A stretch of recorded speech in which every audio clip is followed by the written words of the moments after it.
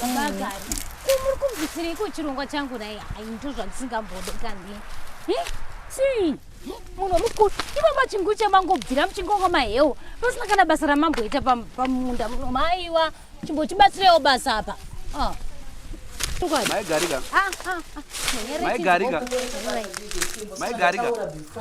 Campaign yesuwai inokurudzira madzimai kuti vapinde munyaya dzemapindiro enyika kuti pane that balance handiti mazvinzwira gari newe babagari mazvinzwira kana zvadai zvakutoreva kuti kana nelini ndakutokwanisa kunoitawo apply kuti ndive kansela wenharaunda ino aiwa ndapinda machena saka zvakomunowo sarawanda iwewe kuita kansela iwa godo gari amai gari nendava yekuti wakaiswa muvhidhiko cheapi cheahumani ukaiswa kumajapata nekudhibhi kana kwamunonyuhera muchera makurwe nenyenzi bada nyenzi uko woti kwanza kundoita kansela iwe zvaurizvi tsapata rukukwe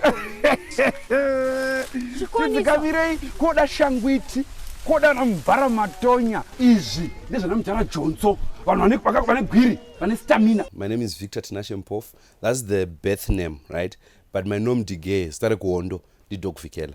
You know, our country was premised on the revolution. Saka ndongomeka short kana wakupindawo musangomo kana nezita rako manje zvikazoshata unotsvaka kwawakabva wakanobhomba. Saka ndozvataita kuhondo. Saka Dog Vikela is the name, and I was born many years ago. Ndakutosvika midlife crisis. I'm a comedian, I'm an entertainer, I'm an MC. Now I'm a broadcaster. Now I'm a radio presenter with Classic 263. Ever since I got there, wakatizofeel out masamba asiyana. Radio yatanga, no, I'm just most of the time nichikanda my jokes because that's who I am. So Victor Tinashe was born in Gokwe some 38 years ago. I was born in Mumbai Matombo. I was born in a house, in a hut.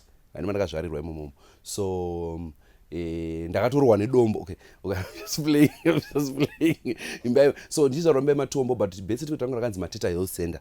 Azvaizoita kuti vanozvina kuti Mumbai Matombo pa birth certificate anditi. So ndakazoonekwa kuti ari sei mwana after a few days but ndakatosimba. So zvinoita kuti I'm a resilient character. Ndazvarwa kuGokwe ndokwakuri kumusha kwa moms. Me kuzvarwa kwangu kuGokwe, it was not because by design, it was because it was fortuitous. Mudhara wangu achibva kwaGutu uko Nkaranga ukanditi katsvaka temporary teaching kupi kuGokwe. After independence, you know kuti munhu wese anga ane mantra yako wakanyika those days. Vaenda kuGokwe vakanoona chimoko vakasipaka vakati simbi bo vainteracta mbatodi vatokanda pakitchen vari ikoko vanhu kuzobva kwaGutu nemombe kuzodai zva. And then that's when we were born. Ndakadzidza ikoko I think until grade 4 if I'm not mistaken. And then ndava ndazoteleporta to Gweru now because mudhara namomuzi vanga vari maticha saka vangezenge zvinhu zvadi zvavhurika muchana. So mudhara akazoenda kuMukoba Teachers College ndokuzotanga kuticha kulowa Gweru kuSikombingo, and then Sikombingo Bhembe Dhufu yakadzidza zvikoro zvakawanda, and then tazopinda muGweru. That's when I did grade 5, grade 6, grade 7. But now the other thing ndeyekuti inini kumusha kwaGutu now ndakaandisa ndane orientation yakanyanya until ndazoita grade 4. That's when ndazoenda kupi kumusha kwaGutu. So that's when I realized I'm colored. Kuti nditori mukeda ndiri mukaradhi kutodaro level rekuti my maternal grandmother is Ndebele, my paternal grandfather is Shona, is Karanga, my maternal grandfather is Karanga from Bigita, my maternal grandmother is Changani. You get it? Saka pane Ndebele, Changani, Karanga, so you mix that, it's colored. Nditori mukeda akakwana. So sekedara, and then that's when I so my orientation is I'm an SRB. I was born and bred in the rural areas. Whatever I did to town, so ndaienda ku town kuchikoro, then I would live my life kumusha. Every opportunity andaiwana yekuti ndadzinga chikoro fees inobhadhara mati asatambira ndaitoenda kumusha. Munorima mvura yaniya and stuff like that. Then ndadzidzawo ndapedza grade 7 yangu ndazopedza form 1 to 4 I did a graveyard shift. Nandiri panonzi paMatinura Secondary School. It was next to a graveyard. Sat I did graveyard shift. For those 4 years chero kwafoira you an excuse. Ndisizoona zvakanaka like ameno pane njetivai. So for those 4 years for me it was a good excuse for me to waste their money in school. Not because I was not bright, but ndandisina motivation. Mudhara wangu airova but airovera nyaya dzisiri idzo. Airova achiti ona mwana waninga ari kugona chikoro but baba ninga anodrive imamudrive, you know that kind of things. You wouldn't say it but waichifunga mubrain mako kuti so I think and then by then me being a comedian zvakatanga kutodi kutooneka, because I think when I was in form 3 I was emceeing events. I started emceeing when I was in form 3. I was 15 years old. So takamira nemwe part and paparidzwa Gera yaPepekali vasinofunda munoiti Gerante kana kuti mabaransi inonzi Gera, it's French yaPepekale, the elephant of Zaire. Ndakasimuka Gera ndakarwa jive ndaraunga nganitarisa soka ndaifunga pamwe ari kwaproofa kanchiti vanhurume vasekerere pavanhu ndakanorohwa senyuka yapinda mumba ndasvika pa10 ndikakuona kuti uchitamba pavanhu amunike but vanga vanibhabhatidza. Because from that time ndakatanga my events kwakuchiitwa anonzi engagement party. So my engagement party anga akanakira kuti anga ari real. Vanhu vaiti kuti vaita engagement party votogara vese vachinatsoona kuti togona kuchatera apa kana zvikaramba zvaramba. So you do MC that osonzi kwane muchato wacho, you know, form 4 form 5 form 6 ndakatosvika form 6 ndakasvika form 6 ndikaitawo zvandakaita ipapo paform 6 sababa charamba ndakadzidza ndikasvika pandakasvikawo. Yeah, that guy I love his music. So form 6 yangu ndapedza apa chino manje pakuenda kuuniversity. I was supposed to go to Hillside Church College. Ndara ndiende kuHillside. Aida ndiende kuHillside indiada kuenda kuuniversity. So it's a bit of it's a dark period. Nothing won. I ended up trekking to Harare. I trekked to Harare. At one point, I almost went kunorowa mabhazi kumasvingo parengi because ndikamuri you know kuti ndochimhanya ichi, you know, ndanda kufoira life, ndanda kutoita miss on all this kurowa masutu dai zvizvi ndinowana 10 ndichigara mumucheke pamwe dai ndakati wakakwazi muto ndichitogara iko, not kuti zvakashata but ndiri kuti it's another life I could have lived if I had pursued that ningiri that journey. And then ndoba ndachitelepota to Harare. I came yakarebesa nyaya mukurarama mchinzo right. Weyana mabhokisi enitone Constable Marufu iri nderaririzla futi iri rangu rine plastic cover. Baba right baba, problem ine mukomana uyu ane dzungu oti mawara hauzomboda. ayo akatodza baba wake. This young man is unfathomable. He's in a habit of writing love letters, speaking out of 10, disrupting my lectures. Love letter? Sendisiri tsamba yanga iri yabuju. Akanyora tsamba kune yako kane rasta musoro kubuju. Ndakati tsamba iri kuenda kupi? Zvikanzi ndona buju. Ndinoiverenga kudai yabva kunani? Kuna Constable. Achimnyora mukomana kuti nje? Hanzi ndoda lula. You are my toilet seat to my heart. Muni. A whole lot of things. Constable. Baba. Rura che. Lula. Na ndifarire. Ndati rura chi. Sei. Kwasei kona chiti kuna tetu wake baba. Mukati hero fuza iro rinomwa muto wamwe achiseva. Ini ndokupai mari yangu yonyura. Matamba namangwiro haibudi zvokumhanya. Petronel.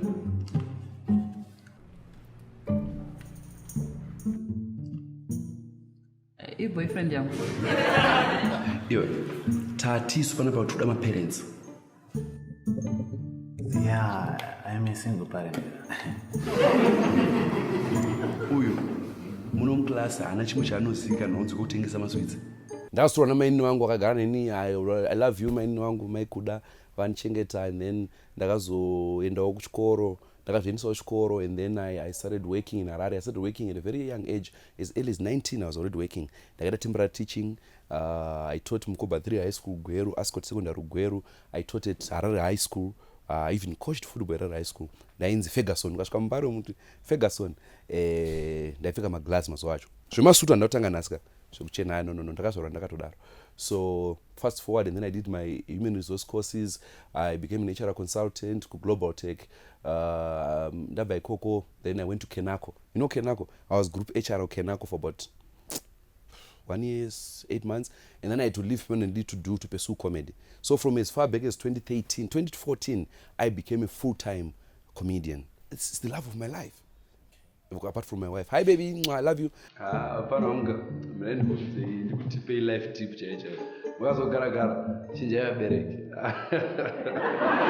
yeah, obviously, locally, you've got your geniuses, you have your Gringo, you have Mkadota, you have Zuku, you have your Mtirofanza, but I think my money goes with Zuku and Gringo. I think they take the cup any day, anytime. You know, they were so intentional. Because with comedy, it's your setup, it's your punchline, it's your segues, it's your like I've gone on to study comedy and to teach comedy to a level that when I watch Gringo, they just go to wow. When I watch Zuku, they just wow. They don't know. You see, so these people, they inspired me. But then when I got to Harare, I met with Christon Zimbizi. He was my first manager. He passed on earlier this year with cancer. May his soul rest in peace, you know. He was my first ever manager and my first ever motivator. We were sitting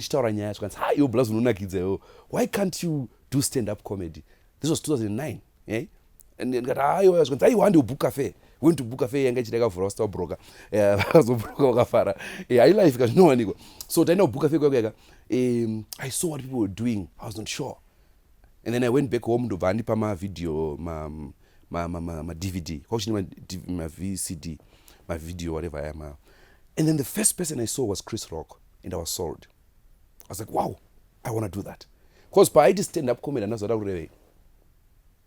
Daona Chris Rock, I was sold, and then I threw it away. I started exploring, because as far back as I could remember, I would imitate voices.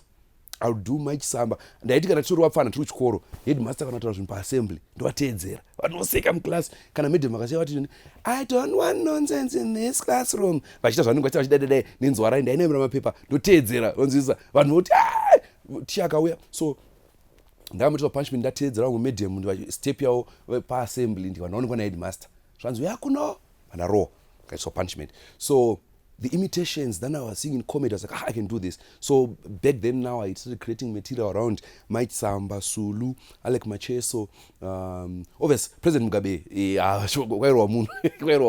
so you didn't, I was not zungure kushita. So ndangoita hunu, unokwara mahara, but it was in good ningiri. Ndaida kutoita also kutoti Mudhara edu apana zvatinga zviita, you know. So with that now, ndaenda ku book cafe. That was 2009, man. I'm there, I'm still fresh and everything. I got innovation.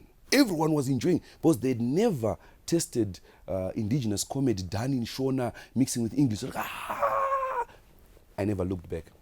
So from that moment until 2014, I was doing it part-time, until 2013. So 2013, I got a gig to do in Kariba. I slept in a hotel for a week. I was like, I love this life. So that's when I took up this on a full-time basis. It has been a beautiful and a brilliant journey, I tell you. I got an award from ZGS for the most improved performer, my Caustic Nights Satire performer. I went on to win the big one. I was nominated in 2015 for Best Comedian. I lost out to Clive Chigubu. He's so rest in peace. 2016, I won it. I don't have no option. And then they gave me that. They got my awards. Zvazvinoita kana wapuwa award yekuti unogona nditi kuramba ushatora watu wakutoradza masigns ekutorwara kana waiwana chipawo mumkana wokudi wopuwa award unomadima best every year azviroti urugona every year urikutsikirira vamwe panze. So with me ndava intentional because ndakava started in Simuka Comedy Trust.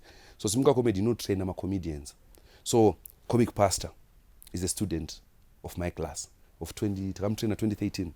Comic Pastor. Butis Boskeda, they attended the 2014 class. Vesa vanhu vekuti vakauya kuchikoro kusimuka comedy where I was doing courses dzekuti no tobatanidza so ivo vaitogona pachavo but iwewe haugone kugona ukasadzidza, right? Ndotsaka ndichifamba nemoto yekuti get good, get seen, get paid. In life you can't do anything. Get good, get seen, get paid. So iyi moto iyi how it came about was Nelsi Ncube, wife to call Joshua Ncube.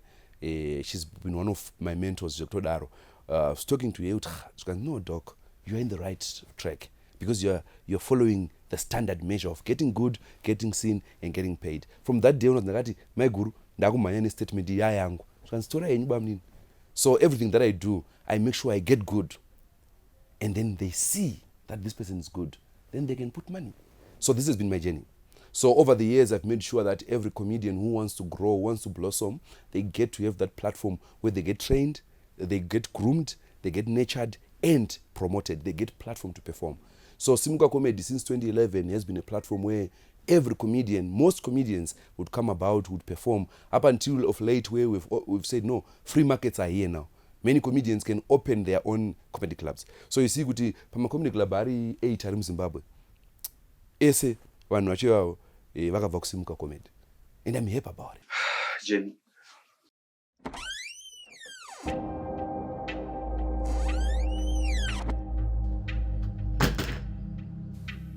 No. Not again, Joe. Let me explain. Explain, Chi. I thought we were good in Gawani. At this the long working hours. Jenny, Manti Wairasa, this time I'm leaving. No.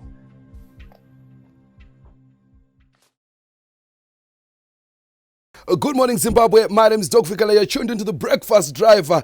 Munoziva kuti kana zvadai zvanaka vakuru vauya vakuru chaivo vakwazarimba vajekenture kukupai napitapi kuti radio inakidzeka musainanzva haizivi kunakidza tisu. Oh yeah, so this is the other version of me. I'm a presenter. Hanzi classic kuna ma DJ kuna ma presenter. Chero kati presenter chero kati DJ zvangofanana basa rofana kungoitwa. So yeah. So this is my other home. I do this weekdays 6 to 10. It's a breakfast. So I urge people to tune in because what we do is we balance policy issues, we balance life, edutainment. We try and make sure that as you drive to work, even when you get to work, waitakazoshika na 10 unosvika bosi wako ari muchika ida kuonerwa musi wacho ungoti ndachinzwa chef unoridza kuclassic wobvisa stress yani yabosi mabosi atukwe rinopera graft ukapinda busy vakandiinvita vachiti no, we like your comedy, we like your humor, we would want you to come and try out. If you love it, you do it. But if you, because they felt with the breakfast, it was good as it were, but they felt with the plug in, chemistry, item agates. So when I first joined, first 2 weeks, but then you get to jail. So kava not papa panungu chituka kana watanga family anditi panonzi mudzimai pambiri tanga kuti ndikuda pizza yakagochwa ndikuda matoo akafraiwa kuti anonetsa but the moment mwana paunomubata so everything you forget kuti makambotukanisa. So that was the feeling for me kuti ndakamutanga chiti but now I wish I could do it every ngoita shift lese 24 hours.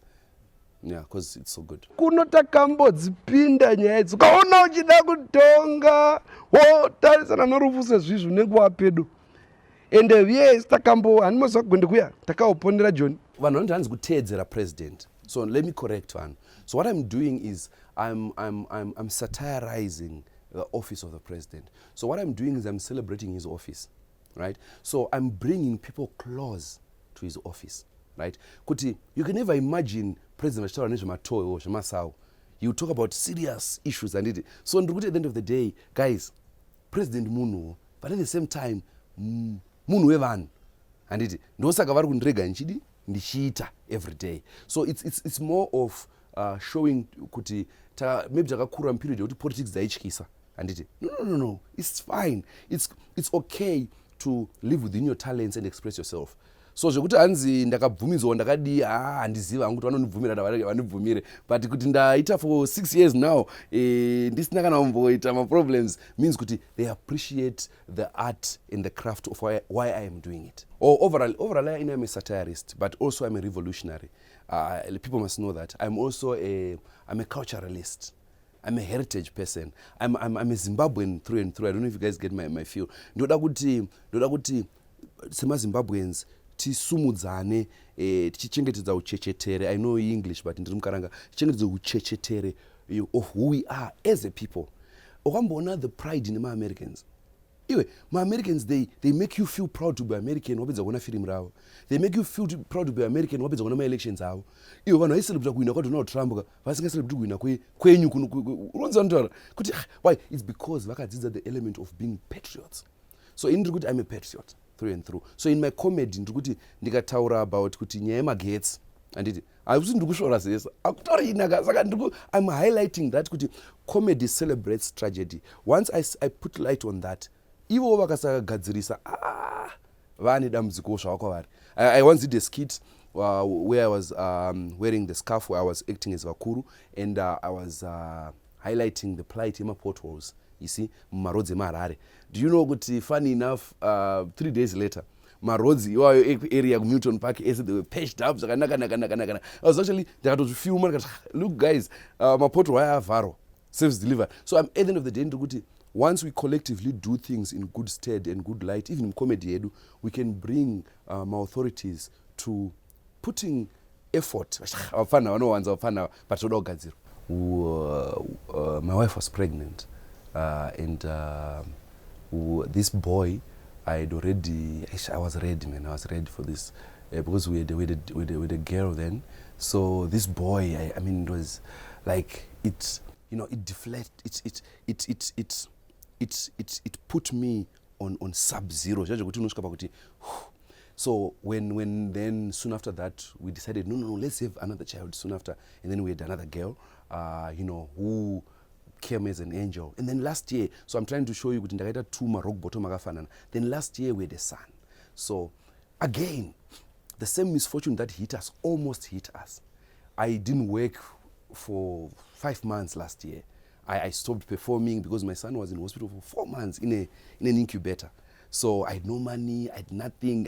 I like you try to do so I think those things, every time I think of playing with work or of not doing things, I get angry because guys, you have no idea what I am working for.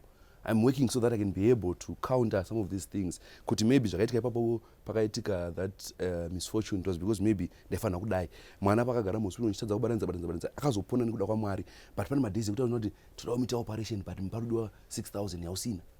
Haisi mosha yavo vakaenda kuchikoro kwati vabate mari dzakawanda, but iwe ufanira kunge uchishanda kuti unozogenda mutana say I am a soccer person, I love football, I love football zvekudaro. So it's either I'm watching football or I'm watching movies. I'm an introvert. I'm not an outgoing person. Aundione kana zofana undiona. I'm just ndikuvhaira nazvo but ndozvazvitori. Ndototry kuti I can't. Ndikonoenda pavanhu pape I can only survive in spaces in vanhu vashoma. But kana makazara vanhu ndokusekesa izvo kuti heki udzisa vimunoseka mokoseka asi chiita kuti tigogara ndikotaura nyaya pakadaro ndinofeel out of place ndakutorwa basa. My advice is get good, get seen, get paid. So we have Simuka Comedy. Please get in touch. Pa social media yangu Dog Vikela or Simuka Comedy if you really think you're good. And also we have a show that is on ZBC TV, knows the Dog Vikela show. Takaitangira kuti ti celebrate stand-up comedy ti kusumudze.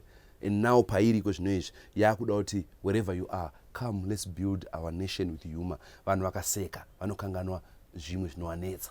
Right now tine climate change here kuti tsoma so kwapisa kwadai but wakaona majokes vanonoseka. So we are saying if you feel like you've got what it takes and you want to go through the process, get good, get seen, get paid. The platform is always available. Ndiripo. Even when I'm done making people laugh, I feel empty. Do you know that after a comedy show I can't sleep? Ndorwa insomnia, even until today ndorwa insomnia isingaiti, but I have found ways to deal with it. I write scripts, I research, I read. I'm well read zvekutodaro zvekuti uchati iwe munhu ikoyo anoziva zvinizvi. So the idea is if you find ways of coping with them, coping mechanism, because kana wabva kushow vanhu vanakidzwa vajambisa maspika usvika kumana 2 am. Do you think kuti dzinouya hope hadziuye because wafunga kuti vanhu vayavaseka kwenini manje eish what about me. Ndopanozopinda nyaya yekuti munhu akunorwa madrugs because ari kufila empty, is feeling because hapana value addition yaitika, you see. So it's hard for an artist, it's very hard. Ndobazoti kana uri artist tsvaga zvimwe zvekuita zvinokuita kuti sezvisu anoona ndiri pano ndikabva ndikazoita dai it means I am ndine zvakawanda zvinoita panguva imwe chete. It helps sometimes. And also the family unit, it comes in and it helps because there are times where you just need to be with them kumba muchifara, then kana vakuforsa yendei kwakati handei out wongoendawo, making sure kuti wabvisa the dog Vikela anofanira kusara padoor uchipinda mumba watova baba uchipinda padoor, right? Uchibuda uchienda kubasa wopfeka dog Vikela wamota mako uchienda kuoffice handiti. So if you learn to differentiate those things, you won't have pressure. And also pressure to yekutanzi yekublinga. Guys, kana uchikwanisa kuafoda kudriver Vitz seni indire Mercedes Vitz, kana uchikwanisa driver iyoyo, don't go kwausingagone, because that's the moment wautanga kudi ina ndamari ndikutoidawo zvokuti kana vana vedu vandoona daifara uyazita graft handidi ungopuwa iro graft iro you get paid. Rina mapotatu mukati handiti ndikaruma zvangu rine muriwo kwaona uri kure mune chigreen shirima handiti mapotatu nemuriwo zvakavhengana handiti inonzi veggie samusa kana kuti feti kugwinya. Very good. Tinotenda vakuru. This was very interesting. Saka regai nekuimbisei vanoona handiti vangada kuziva nekusaziva kuti vanozviti vakasimba vaya vakasimbira ikoko isi takasimbira nyika handiti uye komotovhota kuzoti vakadla kare uye tichadla kare handiti apa tati vakazvimirira voga maindependent ndo vakasvava vakauna handiti vanenge vabva yelo imomo vondosvava tovarya handiti yelo yakakora kudai tinoidla tinoimwa.